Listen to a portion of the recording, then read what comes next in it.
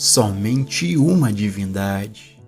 Sua responsabilidade, em primeiro lugar, é ter a palavra eu sagrada e secreta em sua consciência.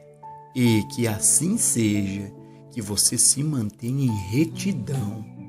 Mantenha essa verdade trancada dentro de você, até que, pouco a pouco, as marcas de expressão começam a desaparecer de suas bochechas. Se elas estão lá, a preocupação começa a sair de sua testa, se ela estiver lá. O medo começa a sumir de sua mente e de seu coração, se ele estiver lá.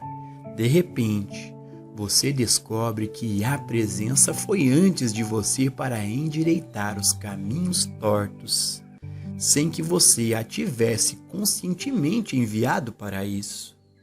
Então você vai descobrir porque a Escritura enfatiza que Deus não está no redemoinho. Deus está na serena e pequena voz. Onde está essa voz pequena? O Mestre nos diz que o lugar permanente de Deus não é nem aqui e nem acolá. Não é em montanhas sagradas ou em templos sagrados, mas dentro de você. Este é o lugar onde a voz ainda pequena está, dentro de você. Pode demorar 1 mês, 1 ano ou 10 anos antes de você poder quebrar a crosta do sentido pessoal e poder finalmente ouvir esta voz pequena e silenciosa dentro de você. Mas quando você ouve, ela diz: fique quieto e saiba que eu sou Deus. Mas ela não diz que Joel ou Maria é Deus. Não, não. Não diz que William ou Roberto é Deus. Diz sempre eu. E você sabe o que ela diz mais? Não temas, porque eu estou contigo. Nunca te deixarei. Nunca te abandonarei. Não tema, pois embora seus pecados sejam vermelho escarlate, no momento do reconhecimento deste eu no meio de você, eles ficarão brancos como a neve. Se você é o melhor ser humano na face da terra, não está mais perto do céu do que o pior dos seres humanos. Nenhum ser humano entrará no reino de Deus, mesmo que seja tão bom quanto João Batista. O menor daqueles que reconheceram sua unidade com o Pai é maior do que João Batista, mesmo sendo ele o maior profeta hebreu. Por quê? Porque ele ainda tinha um Deus separado de si mesmo. Ele ainda olhava para outro alguém como a luz do mundo, em vez de dizer: assim, de fato, ele é a luz, porque ele reconheceu a luz e está nos revelando. Vai e faze o mesmo. A verdade revelada em todas as épocas sempre foi a revelação de que eu sou ele. Não há outra. Existe apenas uma entidade, apenas um ser. O eu sou que eu sou. Este eu no meio de nós, a divindade de todos nós. O véu sempre desceu quando esse título foi coberto por uma pessoa, e todas as outras foram consideradas como vermes na poeira. Mas a verdade é que este eu é o próprio Deus. Não faz diferença se você se refere ao eu como filho de Deus, porque Deus, o Pai, e Deus, o Filho, são um. No começo ajuda muito se percebermos que eu sou o Filho de Deus, herdeiro de Deus, co-herdeiro de todas as riquezas celestiais.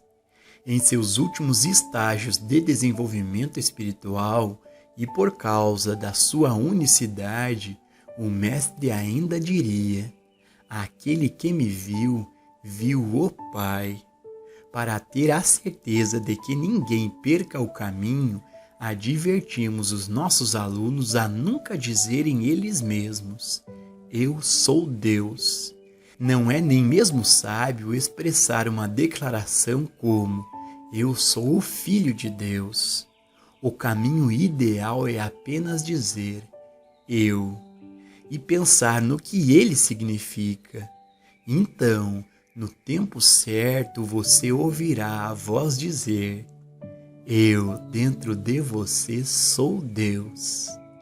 Eu, que estou mais perto de você do que a sua respiração, sou Deus.